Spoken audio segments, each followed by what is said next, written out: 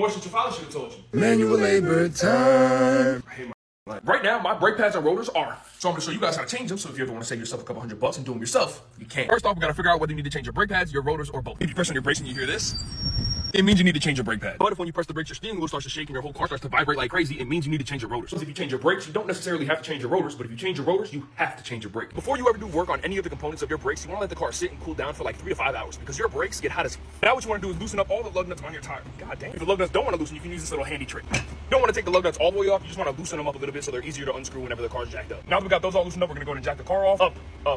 Now fully remove the lug nuts and tire. After the rim is off, get in the car and turn the wheel so that red caliper is sticking outward. Just makes it easier to work on. This little pin, don't lose it. Now I'm going to use the screwdriver to pop this pin out.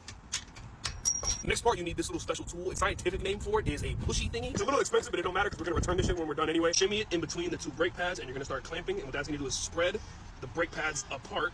And they should both just slide right out. Make sure you spread them far enough where these little pistons get pushed back into the caliper. This is called the caliper, so you want to go ahead and go behind it, and you're going to remove this bolt and this bolt right here because this is what holds it into place.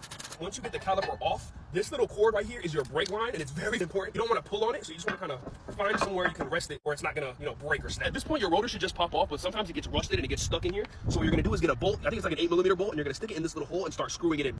Oh, there we go. From this point on, you're literally just going to reassemble everything you just did. Quick hack, the rotor is not going to stay in place. It's going to want to kind of push forward on the bottom. So just take one of your lug nuts and just screw it on to kind of hold it in place.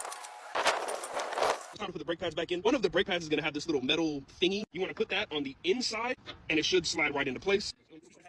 Straighten out your tires, remove the lug nut, reattach your rim. The very last thing you're going to do is get in the car, pump the brakes 3 or 4 times. That's going to reignite the pistons so that your car can actually, stop. This part's so satisfying. And now you have brand new brake pads and rotors and dirty hands. I need a floor.